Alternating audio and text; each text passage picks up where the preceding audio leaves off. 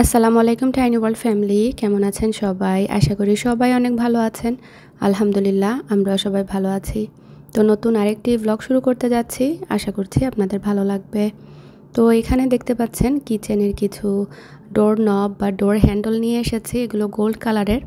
আজ অনেক দিন ধরেই কিন্তু প্ল্যানটা করছিলাম যে আমার যে সিলভার কালারের হ্যান্ডেলগুলো আছে সেগুলো একটু চেঞ্জ করব। কারণ হচ্ছে এগুলো হচ্ছে আমার আগের, মানে একদম শুরুর থেকে, মানে চেরি ক্যাবিনেট যখন ছিল তখন ছিল, পরে হোয়াইট কালার করলাম, পরে তো সিলভার ছিল, সিলভার অ্যাপ্লায়েন্স, তারপরে হচ্ছে আপনার লাইট ফিক্সচার সব কিছুই। তো মনে হচ্ছিল যে একটু চেঞ্জ করি, বুশরাও চলে যাবে। তো আমার মন এমনিতেই খারাপ, আর মানে ও থাকতে থাকতেই অর্ডার করেছিলাম যাতে ওকে একটু দেখাতে পারি, ওর আইডিয়া একটু নিতে পারি। তো বলছিল যে খারাপ লাগছে না, ভালোই লাগছে। তো জাস্ট একটু চেঞ্জেসের জন্য, আর এত বেশি টাকাও খরচ করতে হয় না আসলে এগুলোর জন্য। তুমি দিন ভাইয়ার হাউসে যাইতাইনি? মিস করাইনি দিন ভাইয়ারে? কতক্ষণ মিস করা? ফানি ফেলাই দিছ রে সারা, হাই রে বাচ্চাইন। ওকে, হাই রে। তোমারও তাহলে কইসলাম দিন ভাইয়ার লগে দুষ্টামি করতাই না, এখন তো আর দেখতে পারতাই না দিন ভাইয়ারে if you want two.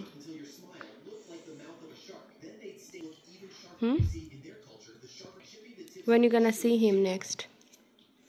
I want to see him on Monday.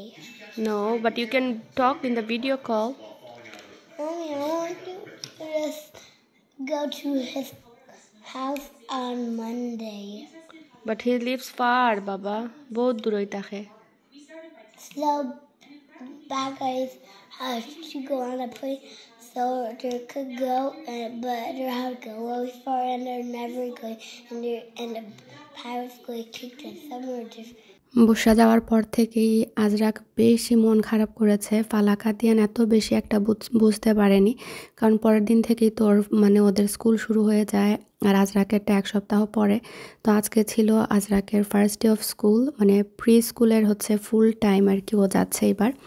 গতবার তো গিয়েছিল, আপনারা দেখেছেন, 3 ঘন্টার জন্য 3 দিন দিতাম। তো এই বছর একদম লম্বা সময়ের জন্য। আমার খুব খুব বেশি খারাপ লাগছিল, বলে বোঝাতে পারবো না যে কেমন একটা চাপা কষ্ট। কারণ আমার আজরাক আমার সাথে এত বেশি অ্যাটাচ, আমার 3টা বাচ্চার মধ্যে ওই বেশি আমার সাথে অ্যাটাচ। তারাও আমাকে চায়, বাট আজরাকের মতো না। ও আর কি মামি ছাড়া কিছুই বুঝে না। তো এত লম্বা টাইম ওকে ছাড়া আমি জানি না ও কি করবে, বাট আমার মনে হচ্ছিল যে আমার জন্য জীবনে একটা নতুন চ্যাপ্টার। তো দোয়া করবেন সবাই। তো ওর কিন্তু ওই দিন হাফ ডে ছিল। তো পিক আপ করে ওকে ওর ফেভারিট সুশি খাইয়ে ট্রিট দিয়ে আর কি, তারপর ওকে ডলার স্টোরে নিয়ে যাই। ওর পছন্দ মতো কিছু টয় কিনে তারপরে বাসায় চলে আসি। তো খুবই হ্যাপি ছিল, যেহেতু হাফ ডে ছিল ফার্স্ট ডেতে। তো এখন হচ্ছে এটা অন্য আরেক দিনের ক্লিপ। আসলে বুসরা যাওয়ার পরে আমি ওইভাবে আর কোনো ভ্লগিং কিছুই করিনি, এজন্য আপনাদের সাথেও কোনো কিছু ওইভাবে শেয়ারও করা হয়নি। তারপরও একটা দাওয়াত ছিল, সো ওই সময়কার ক্লিপ এগুলো। তো আমার কিন্তু সিঙ্ক নষ্ট হয়ে গিয়েছে, সিঙ্কের যে ফসেট সেটাও টাইম মতো নষ্ট হয়েছে। তো এই জন্য গোল্ড কালারের একটা অর্ডার করেছি। যেহেতু গোল্ড নব লাগিয়েছি, আমার কাছে মনে হচ্ছিল যে সিঙ্কের ফসেটটাও বুঝতে পেরেছে যে আমি আমার হ্যান্ডেলের সাথে ম্যাচ হতেই হবে, তো আমিও নষ্ট হয়ে যাই। তো যাই হোক, আমি কিন্তু ডোর নব প্লাস হচ্ছে আপনার এই সিঙ্কের ফসেটের লিঙ্ক দিয়ে দিব, অ্যামাজন থেকে আনা। তবে গোল্ড যে হ্যান্ডেলগুলো সেগুলো কিন্তু দেখা যায় প্রথমে একটু ভেজা হাতে ধরলে একটু কালার কেমন একটু ফেড হয়ে যায়। তো এটা নিয়ে আমি একটু কনসার্ন ছিলাম। আর আমি যেহেতু অলরেডি লাগিয়ে দিয়েছি, এগুলো খুলে আবার রিটার্ন দেওয়া আমার জন্য পক্ষে মানে পসিবল ছিল না।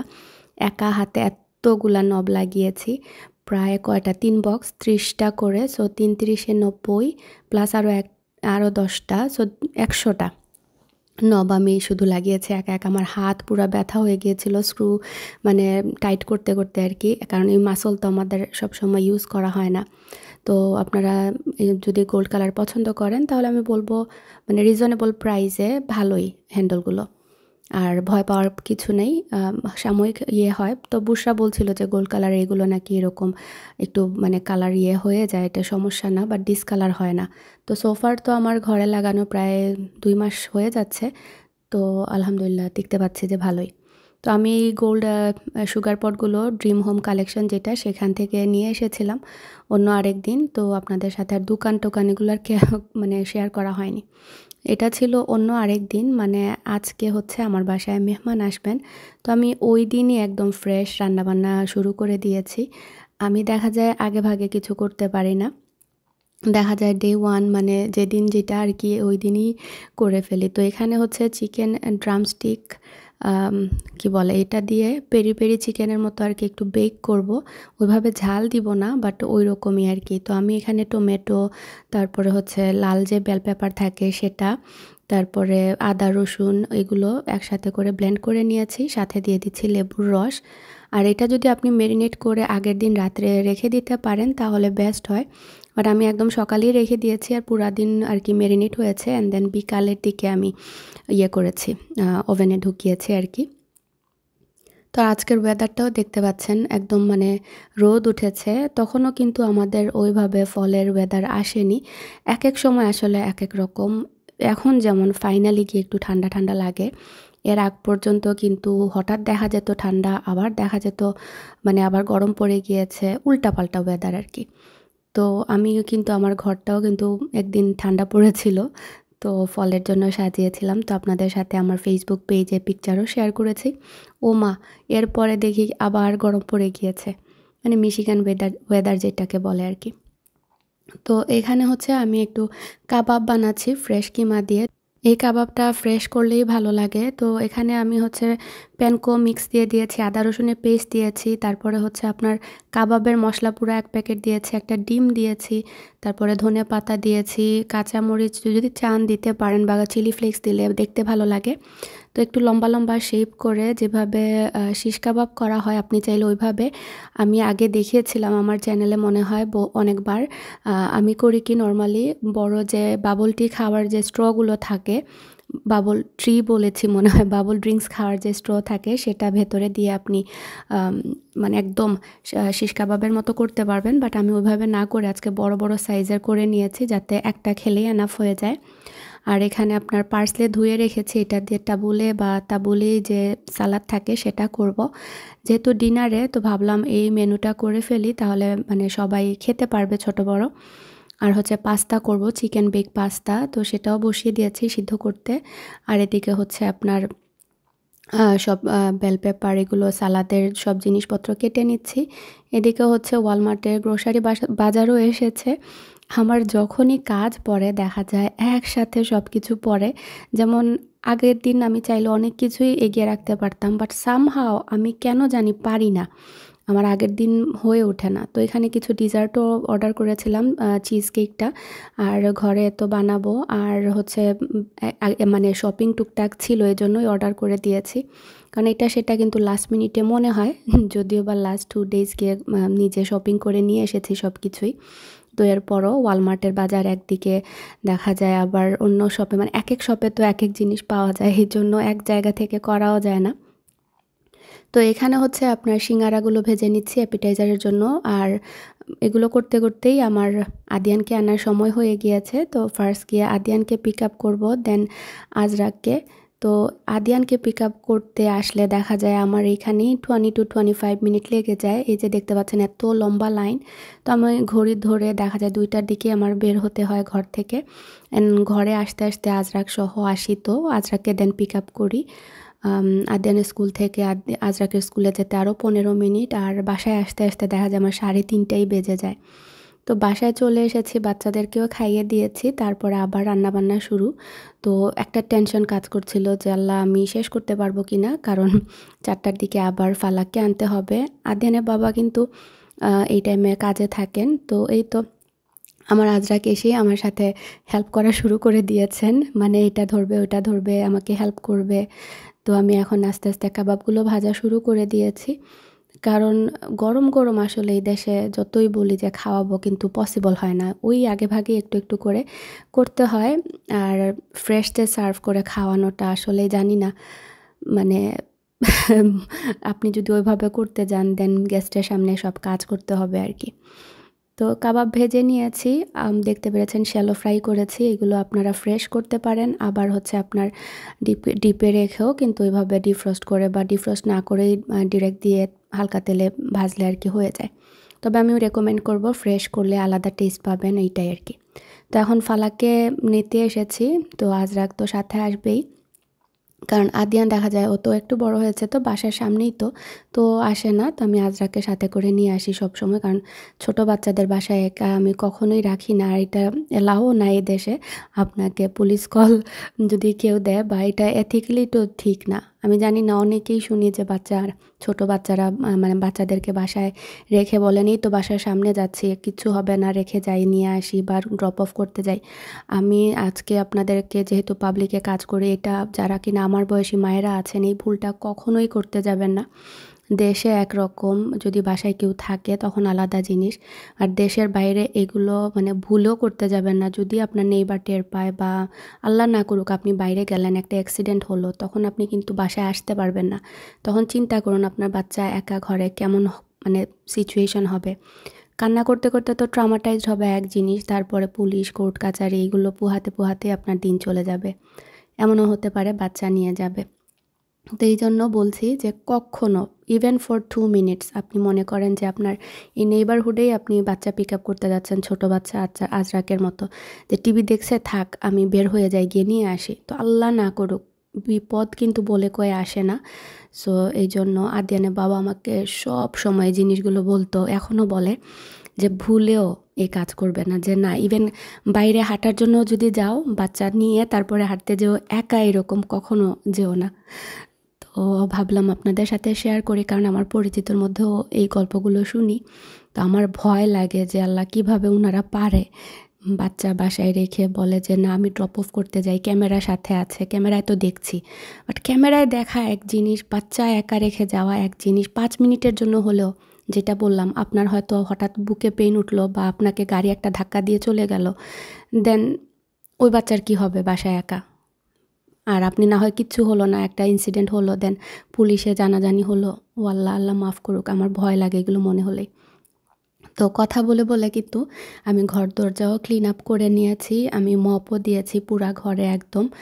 আর একদম টেবিল টেবিল সাজিয়ে নিয়েছি। আজকে আমার পিঙ্ক কালারের ডিনার সেটগুলো বের করেছি, আর টুকটাক বাসনপত্র যেগুলো আছে সব কিছু বের করে এখন নিজেও ফ্রেশ হতে যাব, বাচ্চাদেরকেও একটু ফ্রেশ করিয়ে দিব।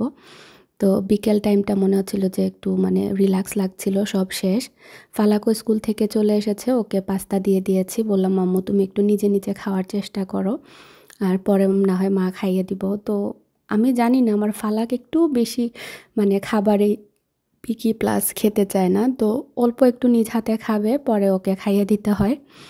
তো সবার বাচ্চাই মনে হয় এরকম, শুধু আমার না।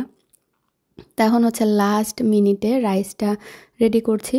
আমি রাইস সব সময় সবার শেষে করি, কারণ দেখা যায় গরম থাকে, আর এটা পরে দেখা যায় হালকা একটু বাটিতে করে গরম করে দিলেই হয়ে যায়।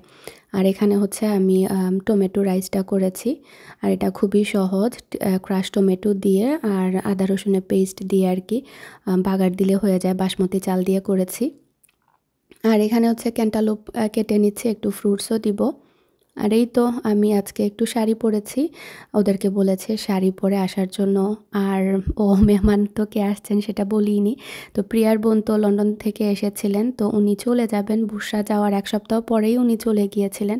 তো যেহেতু মানে আমার বাসায় আর আনা হয়নি, তো এই জন্যই বললাম যে চলে আসো, আর আমারও মনটা একটু ভালো হয়ে যাবে, যেহেতু বুসরা যাওয়ার পরে মনটা খুবই খারাপ ছিল। আর ইচ্ছে ছিল যে ও থাকা অবস্থাতেই প্রিমাকে দাওয়াত করব, কিন্তু যেহেতু ওনারাও নিউ ইয়র্কে ছিলেন, তারপরে আসার পরের দিন বুসরা চলে গেল, তো সব মিলিয়ে আর সম্ভব হয়নি। তো এখন হচ্ছে মানে ফাইনালি আর কি ওরা আসবে আমার বাসায়। তো একটু বাখুরও জ্বালিয়ে দিয়েছি গেস্ট আসার আগে। আমার বাখুরের স্মেলটা খুবই ভালো লাগে, হয়তো সবার ভালো লাগতে নাও পারে, বাট সামহাও আমার কাছে, যে সৌদিতে গিয়েছিলাম যখন আল্লাহর বাড়ির যে একটা স্মেল, একটা সুন্দর স্মেল, ওই স্মেলটা আমি যেমন একটা রিলেট করতে পারি। এর আগে আমারও কিন্তু এ ধরনের স্মেল তেমন একটা ভালো লাগতো না, কিন্তু সৌদি থেকে আসার পর থেকে এই বাখুরের স্মেল আমার খুবই ভালো লাগে, মনে হয় যে আমার ওই মেমোরিটা তাজা হয়ে যায়। তাই যখনই সময় পাই বা গেস্ট আসুক আর নাই আসুক আমার ঘরে এমনিতেই যদি মানে রিফ্রেশ করার হয় তাহলে দেখা যায় বাখরগুলো অন করে দেই আর ভালো লাগে। তো এই তো আমার পুরা ঘর একদম ক্লিন হয়ে গিয়েছে, একটু একটু করে গোল্ড টাচ দিয়েছি আর ফলেরও ডেকোরেশন করেছি একটু হালকা পাতলা, আপনারা দেখতে পাচ্ছেন। ওইভাবে ফল ডেকোরেশনের ভিডিও এই বছর আর করা হয়নি, আমি জাস্ট নিজের মনটা ফ্রেশ করার জন্যই টুকটাক সাজিয়েছিলাম। তো আর পিকচারগুলো জাস্ট আপনাদের সাথে শেয়ার করেছিলাম তখন। আসলে ওইভাবে রেকর্ড করারও যেটা বললাম মুড থাকে না, দেখা যায় হুটহাট কাজগুলো সেরে ফেলি, নয়তোবা যদি রেকর্ড করব ভেবে রেখে দেই তখন আর আমার ওই কাজটা করা হয় না। ইদানিং এটা আমার খুবই হচ্ছে, তো চেষ্টা করছি আবার নর্মাল লাইফে ব্যাক করার জন্য, বাট হয়ে ওঠে না আসলে, সব সময় মন মানসিকতা সেম থাকে না। তো যাই হোক, আমার দাওয়াত ব্লগগুলো রেকর্ড করতে আমি অন্যরকম মানে পছন্দ করি, কারণ হচ্ছে এখন এমন হয়েছে গত ৫-৭ বছরের একটা হ্যাবিট, মনে হয় রান্নাবান্নায় কোনো মোটিভেশন আসে না যখন রেকর্ড করি না, তো মনকে মোটিভেটেড করার জন্যই আজকে রেকর্ডটা শুরু করেছি, নয়তো লাস্ট মানে কোনো কিছুই আমি রেকর্ড করিনি। তো আজকে হচ্ছে বলতে গেলে রান্নাবান্নার মোটিভেশন হিসেবে আমার আজকের ব্লগটা। তো এই ব্লগগুলো আপনাদের বরাবরই ভালো লাগে, এই জন্য আপনাদের সবাইকে অসংখ্য ধন্যবাদ। আর অবশ্যই কমেন্ট করবেন আজকের এই দাওয়াত ব্লগ বা মেনু আইডিয়া আপনাদের কেমন লেগেছে। আপনারা সবসময়ই কমেন্ট করেন যে আপু তোমার দাওয়াত ব্লগগুলো থেকে আমরা অনেক রেসিপি আইডিয়া পাই বা কখন কোনটা করব, কারণ সবসময় মাথায় কাজ করে গেস্ট আসলে কি আইটেম করা যায়। তো একটু মানে সিম্পলের মধ্যে আর কি গর্জিয়াস বা মানে ইজি ওয়েতে আমি করার চেষ্টা করেছি। আর এই তো হচ্ছে ডিজার্ট, উর্মি বরাবরের মতোই মিষ্টি ঘরের উর্মি অনেক মিষ্টি নিয়ে এসেছে, ডিজার্ট নিয়ে এসেছে, আমরা সবাই মিলে খুব এনজয় করে খেয়েছি। সবাই ভালো থাকবেন, আসসালামু আলাইকুম।